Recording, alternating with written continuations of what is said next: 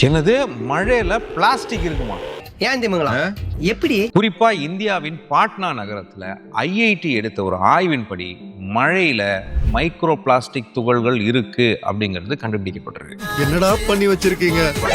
மழையில எப்படிங்க பிளாஸ்டிக் துகள் போகும்னா, பூமியிலிருந்து அப்படியே காற்றோடு சேர்ந்து கலந்து போனதுதான். காத்துல எப்படி போகும்? நம்ம குப்பையில இருக்கக்கூடிய அதுல இருந்து எரிவதனால் போகக்கூடிய பிளாஸ்டிக் துகள்கள், டயர் ஓடும்போது வண்டியில ரோட்ல இருந்து பிளாஸ்டிக் துகள்கள் கிரியேட் ஆகுது அப்படிங்கிறாங்க. ஸோ இதெல்லாம் போய் மழையில பிளாஸ்டிக் விழ ஆரம்பிச்சிருச்சு.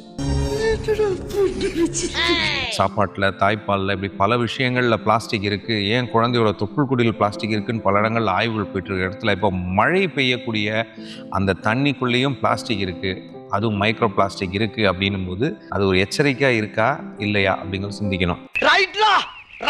சில பேர் சொல்றாங்க, உலகத்திலேயே ஷாங்காயில தான் இந்த மாதிரி மழையில அதிகமா மைக்ரோ பிளாஸ்டிக் இருக்குன்னு சொன்னாங்க. இப்போ இந்தியாவில் பாட்னால இருக்குதுன்னு கண்டுபிடிச்சிருக்காங்க. அடுத்து எங்க இருக்கணும், எங்க இருக்கோ இல்லையோ, நாம அதற்காக என்ன செய்ய போகிறோம் அப்படின்பது இந்த மழை நமக்கு ஒரு எச்சரிக்கை விடுத்திருக்கிறது. இந்த ஆய்வு நமக்குள்ள கேள்விக்குள்ளாக்குகிறது. நெகிழி பொருட்களை தவிர்ப்பதற்கு நாம் என்ன செய்ய போறோம்? நம்மளால என்ன செய்ய முடியும்? அமைப்பா என்ன செய்ய முடியும்? அரசா என்ன செய்ய முடியும்? சிந்திப்போம். பூமியும் மக்களையும்